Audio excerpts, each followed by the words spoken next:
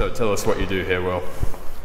I'm the program coordinator for Loaves and Fishes, which means that I'm responsible for a number of things to make our Saturday food pantry run as smoothly as possible, including volunteer coordinating, the procurement of donations, making sure we have all the correct paperwork and just everything is set up for our Saturday that it goes as smoothly as possible.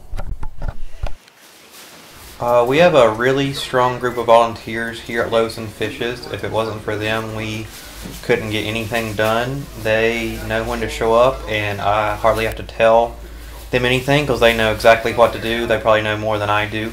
I think we've got a solid group of around 30 people that I can count on that'll be here every Saturday to run the food pantry. And like I said, they're amazing people. They're from all walks of life, of anything you can think of in New Haven, from some pretty rich people to some people who are probably a few steps from having to be in the food pantry themselves.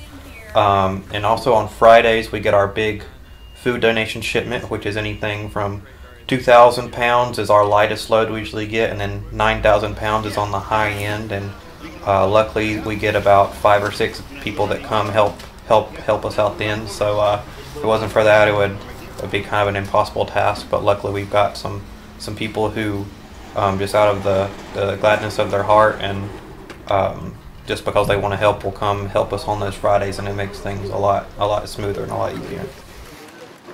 How helpful is it having Hildens working with Loaves and Fishes?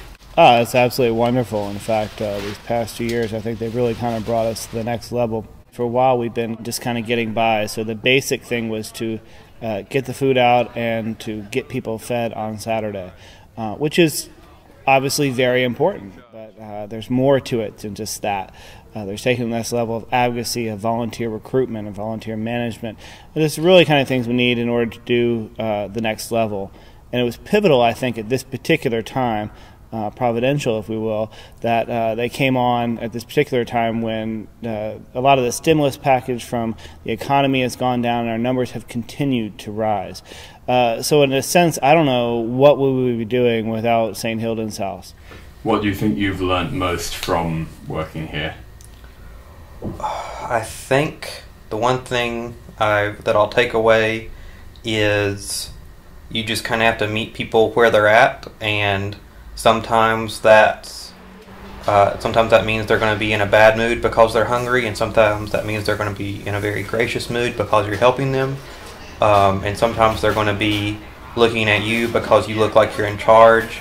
And no matter what those people, what kind of mindset they're in, you kind of have to meet them where they're at and don't make any kind of assumptions, but be the best you can to those people at that time and try to do your best.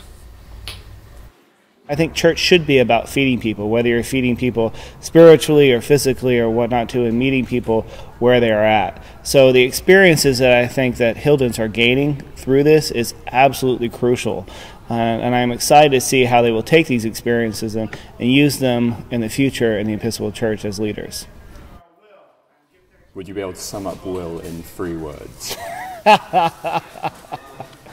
Thanks be to God. Fantastic.